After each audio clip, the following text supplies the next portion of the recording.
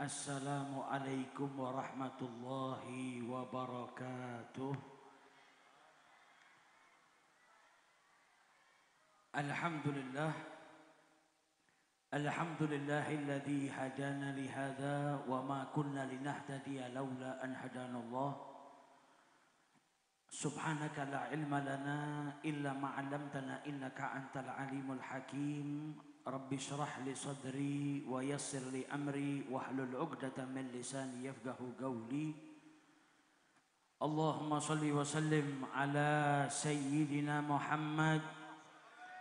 Allahumma shalli wa sallim ala sayyidina Muhammad.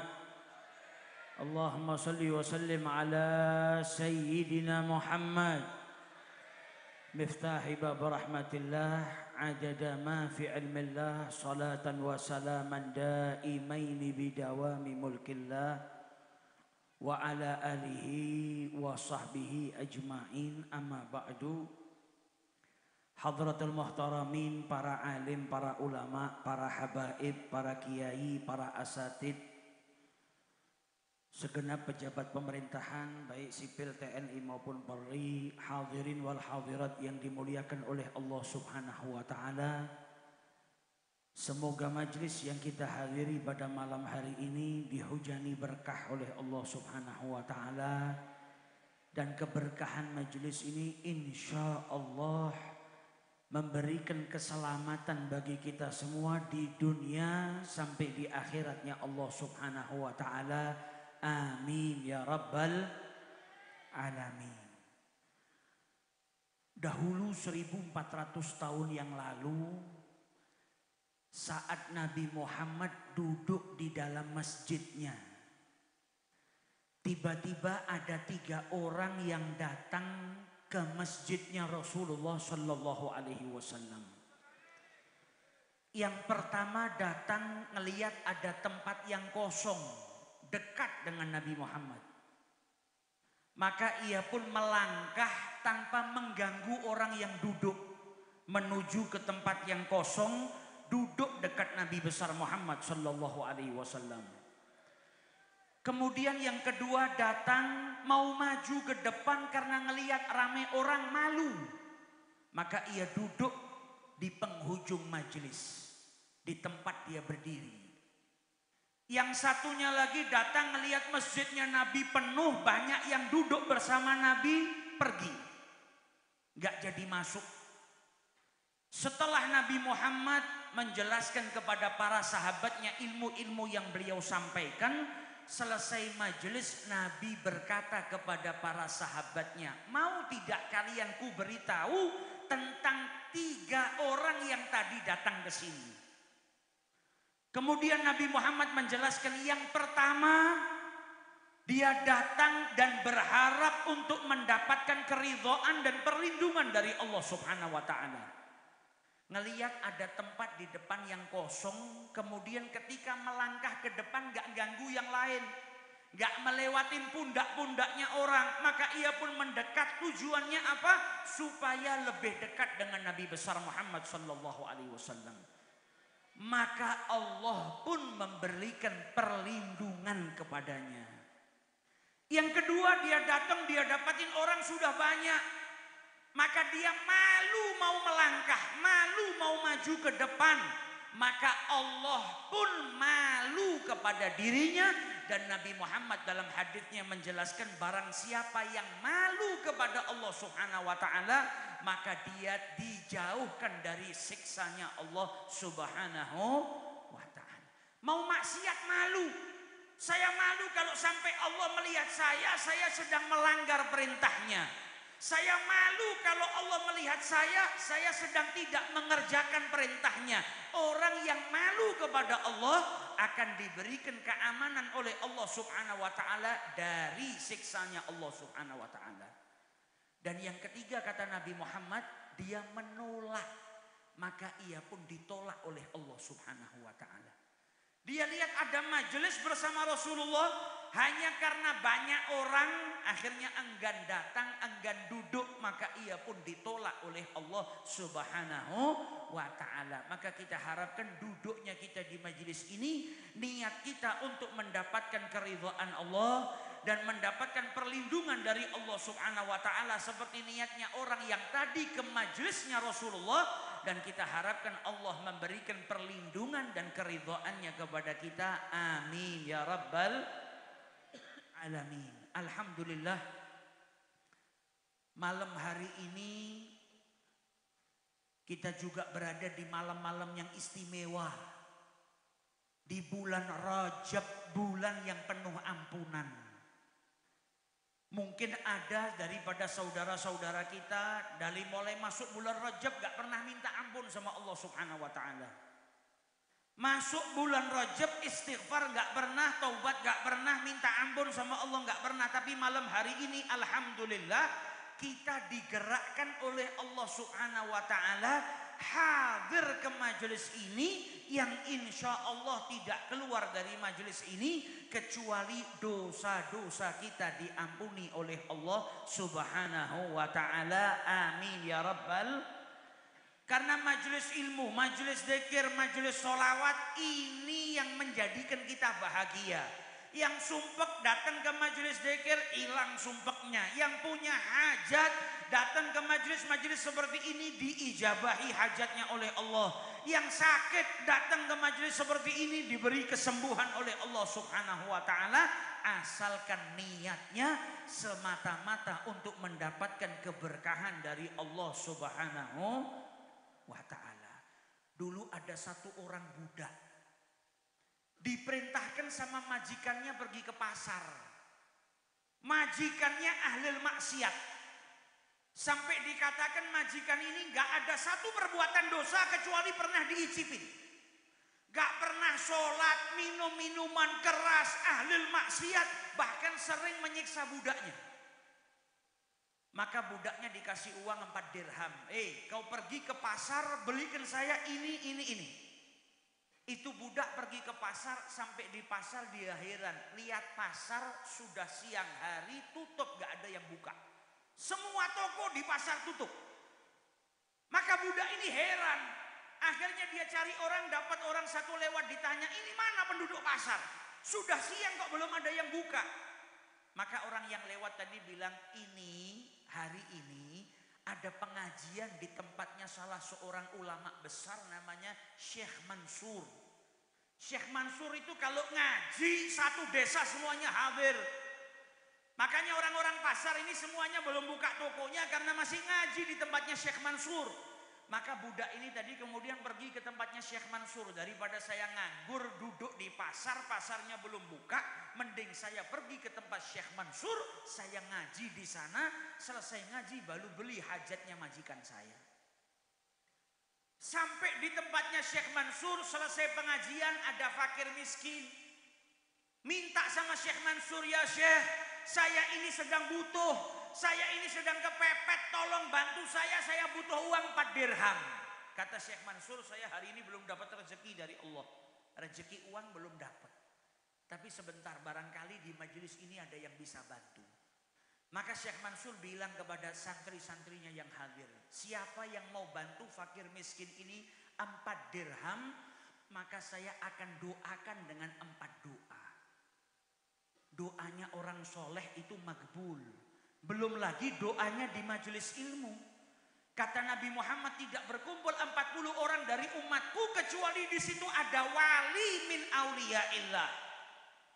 40 umat Islam berkumpul, salah satunya wali. Kalau mengamini doanya diijabahi oleh Allah Subhanahu wa ta'ala. Kita yang duduk di sini ada berapa ribu? Maka kesempatan nanti ketika baca doa Maulid Simtud Duror, doanya komplit. Permintaan dunia ada, permintaan akhirat ada.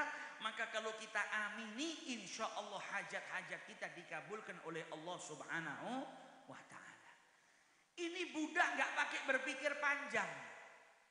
Ketika fakir miskin tadi butuh 4 dirham, dia ngacungkan tangannya. Saya mau bantu orang itu. Padahal bukan uangnya, uangnya majikannya. Dikasihkan ke fakir miskin tadi, kemudian dia dipanggil oleh Syekh Mansur. Kau mau doa apa? Saya doakan biar diaminin orang segini banyaknya, biar doanya mustajab. Kata budak tadi, yang pertama doakan supaya majikan saya itu taubat. Budaknya ini sering dizolimin, tapi nggak lupa sama majikannya. Nggak minta doakan supaya majikan saya nggak bisa ngentut, nggak bisa buang air sampai mati. Nggak minta supaya majikannya dihukum sama Allah, enggak.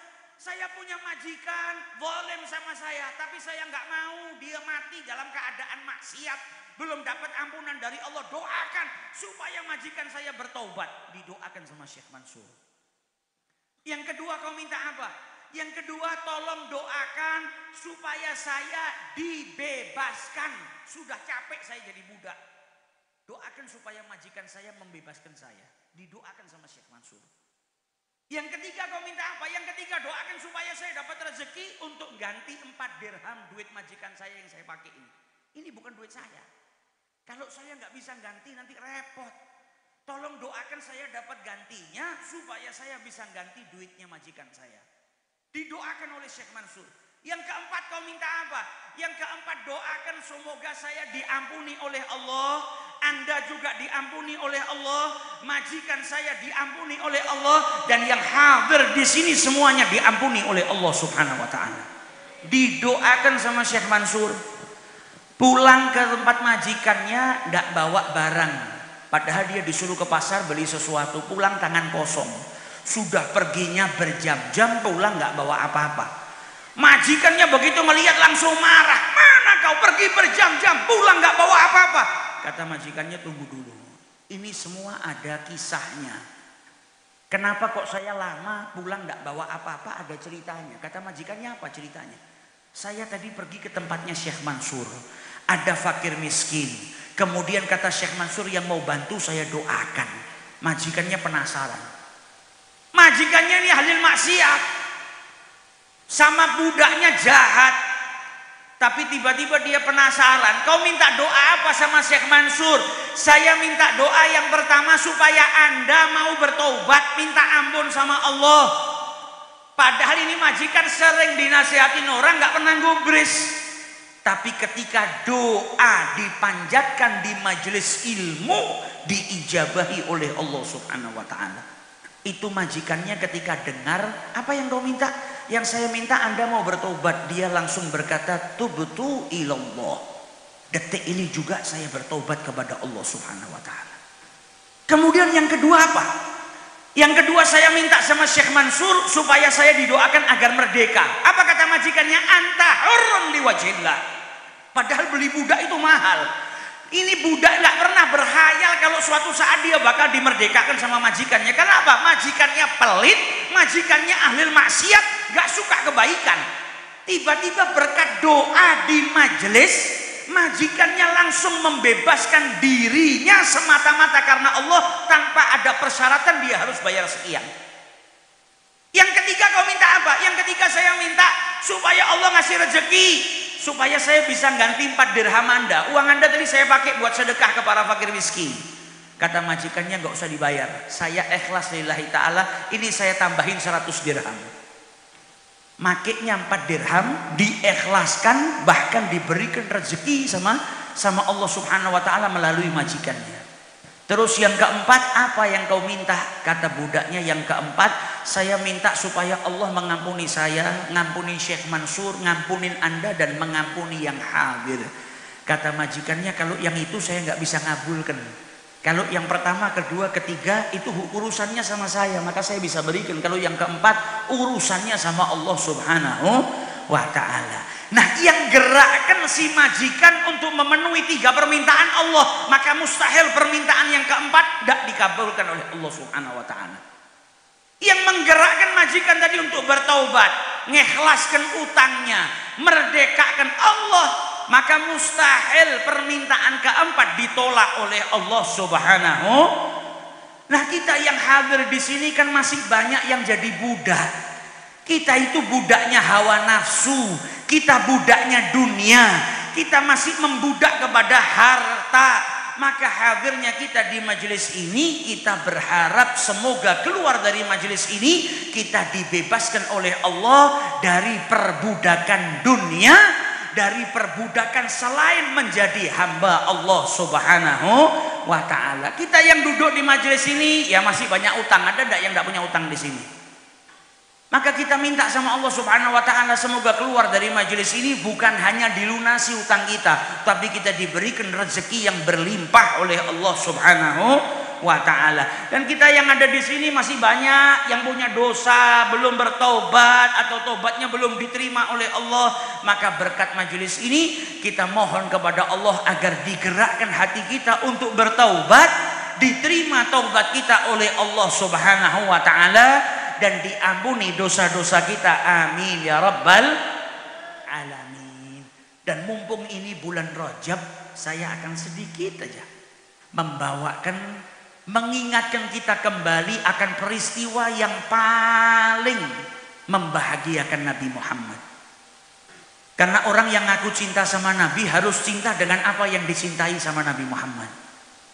Peristiwa yang indah yang dialami oleh Nabi besar Muhammad sallallahu alaihi wasallam, yaitu ketika beliau diperjalankan oleh Allah Subhanahu wa taala melalui perjalanan Al-Isra wal Mi'raj.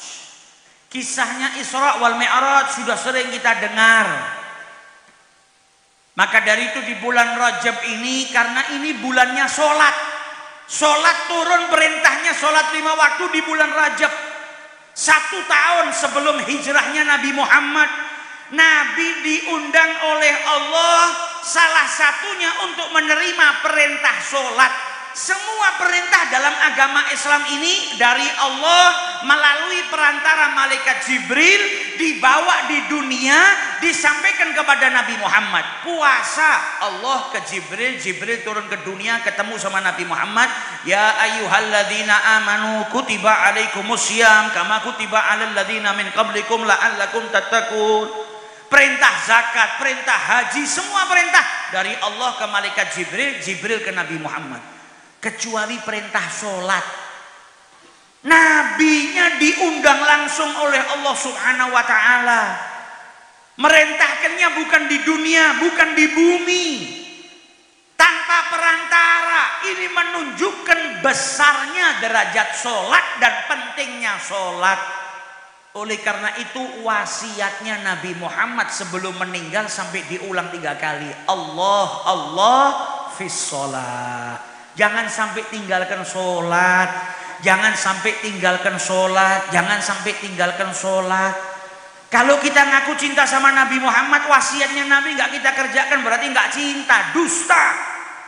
Kalau kita ngaku cinta sama Nabi Muhammad, harusnya kita mencintai apapun yang dicintai oleh Nabi.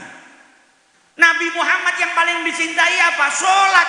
Wa ju'ilat qurratu aini fis sholat. Yang paling dicintai sama Nabi, yang menjadi cahaya mata Nabi, pelita hati Nabi, kesukaan hati Nabi adalah sholat.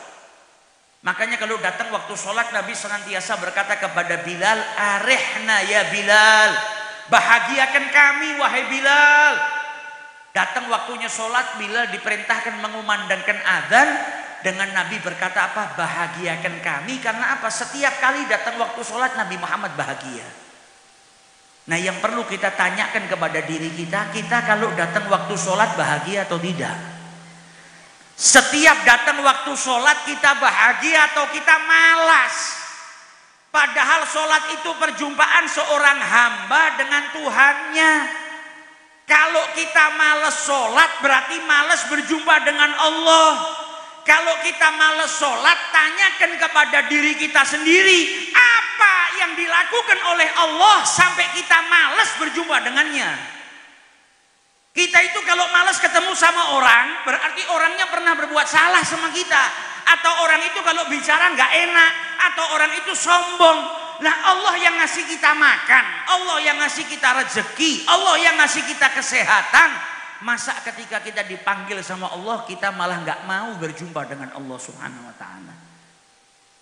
Maka kita jalankan bulan Rajab ini, jadikan penyemangat kita untuk mengerjakan wasiatnya Nabi besar Muhammad sallallahu alaihi wasallam. Para kekasih Allah yang mereka sukain apa? Sholat. Sayyidina Umar ibnul Khattab itu ketika menjadi imam, beliau sebagai khalifah jadi imam sholat. Sholat subuh tiba-tiba ada musuh namanya Abu Lu'lu'ah al-Majusi datang bunuh Sayyidina Umar, nusuk Sayyidina Umar, dan beliau sedang saat itu jadi imam. Ditusuk sama Abu Lu'lu'ah sampai Sayyidina Umar jatuh pingsan, digantikan Abdurrahman ibnu Auf yang menjadi imam. Digotong Sayyidina Umar ke rumahnya, ditusuk 3 kali. Sakit, sakaratul maut, hampir meninggal dunia. Ketika siuman ada yang mengingatkan Sayyidina Umar, as-salatu ya Amirul Mukminin. Sholat wahai Amirul Mukminin. Tadi kau belum sholat subuh, tengah-tengah sholat kau ditusuk, kau pingsan, batal sholatmu, kau belum sholat. Maka Sayyidina Umar berkata apa? Naam, benar. La hadza fil Islam liman tarikas sholat. Tidak ada keberuntungan dalam Islam bagi mereka yang meninggalkan sholat. Jangan harap beruntung, jangan harap bahagia bagi mereka yang meninggalkan sholat. Dalam keadaan luka parah, beliau duduk sholat dalam keadaan duduk dan darahnya sambil mengucur. Karena umat Islam nggak boleh meninggalkan sholat. Sholat itu boleh ditinggalkan untuk 2 golongan. Yang pertama mati, kalau sudah mati baru boleh nggak sholat. Yang kedua hilang akal, edan, gila, tahu gila? Kalau gila baru boleh meninggalkan sholat, nggak sholat. Karena apa? Akalnya nggak waras. Berarti hari ini kita tanamkan kepada diri kita sendiri. Kalau ada orang masih hidup belum mati nggak sholat, berarti dia gila. Karena yang boleh meninggalkan sholat hanya orang gila. Selagi kita waras maka tidak diperbolehkan kita meninggalkan sholat. Kalau seandainya sholat itu boleh ditinggalkan, maka orang-orang yang saat itu perang di zamannya Rasulullah sudah meninggalkan. Tapi di peperangan turun firman Allah Subhanahu wa taala mengajarkan kepada para sahabatnya Nabi sholatul khauf. Bahkan orang yang sakit dalam Islam, kau nggak bisa sholat berdiri duduk, kau nggak bisa duduk berbaring, kau nggak bisa berbaring terlentang. Ketika kau nggak bisa berpindah-pindah dalam pergerakan sholat, maka isyaratkan dengan kepalamu. Kalau kepalamu sakit, kau nggak bisa mengangguk-nganggukkan kepalamu untuk merubah perpindahan sholat, maka dengan matamu, kedipan matamu. Nggak ada alasan untuk meninggalkan sholat. Maka jadikan bulan Rajab ini bulan yang memicu semangat kita kembali untuk apa? Mendekatkan diri kepada Allah melalui sholat. Sholat itu dikasih nama sholah, diambil dari kalimat silah yang artinya apa? Penghubung.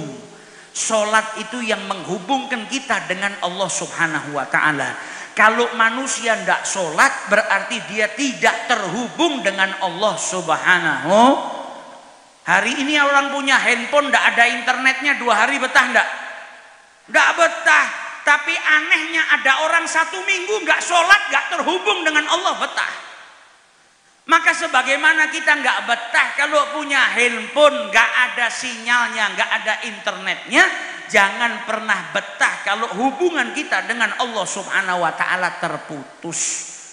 Selalu charger keimanan kita dengan apa? Melaksanakan sholat. Karena sholat adalah penghubung kita dengan Allah Subhanahu wa ta'ala. Jadikan bulan Rajab ini penyemangat kita. Yang sholatnya tadinya nggak pernah jamaah, mulai dari sekarang lihatkan.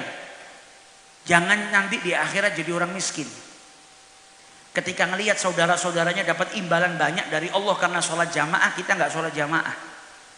Maka mumpung kita diberikan kesempatan oleh Allah Subhanahu wa ta'ala, kerjakan sholat secara jamaah. Saya susah kalau 5 waktu mulai dari 1 waktu. Niatkan saya nggak mau sholat maghrib kecuali jamaah. Jalani istiqomah dulu sebulan, 2 bulan, 3 bulan sudah istiqomah, tambah isyanya. Sudah jalan 2 bulan, 3 bulan, tambah subuhnya. Sudah jalan 2 bulan, 3 bulan, tambah zuhurnya. Nanti 5 waktu semuanya akhirnya dikerjakan secara jamaah. Dan perintahkan kepada keluarga kita, khususnya kepala keluarga, jangan sampai teledor anak istri. Jangan pernah bosan untuk tanya sudah sholat atau belum. Karena kepala rumah tangga bertanggung jawab. Kalau anaknya nggak sholat, bapaknya dosa. Kalau istrinya nggak sholat, suaminya juga berdosa. Didik anak kita mulai dari kecil untuk tidak meninggalkan sholat. Didik anak kita dari kecil untuk melaksanakan sholat berjamaah. Supaya apa? Supaya anak kita kelak membahagiakan kita ketika bersaksi di hadapan Allah Subhanahu wa ta'ala. Semoga majelis ini jadikan kita semangat untuk mengerjakan apa yang diperintahkan oleh Allah. Berkahnya bulan Rajab, berkahnya maulid Nabi, berkahnya sholawat, menjadikan kita orang yang senantiasa diberikan taufik dan hidayah oleh Allah Subhanahu wa ta'ala, mengerjakan sholat 5 waktu dalam keadaan khusyuk dan berjamaah. Dan semoga kita dijauhkan daripada tarkis salah. Semoga kita tidak meninggalkan sholat sampai ajal menjemput kita, dan dijadikan anak-anak kita, istri-istri kita, keluarga-keluarga kita orang-orang yang cinta kepada sholat dan orang-orang yang cinta mendekatkan diri kepada Allah Subhanahu wa ta'ala. Allahumma barik lana fi Rajab wa Sya'ban wa ballighna Ramadan wa ja'alna mimman shama imanan wa ihtisaban hatta nahdha bil ghufran wal 'idkat minan niran.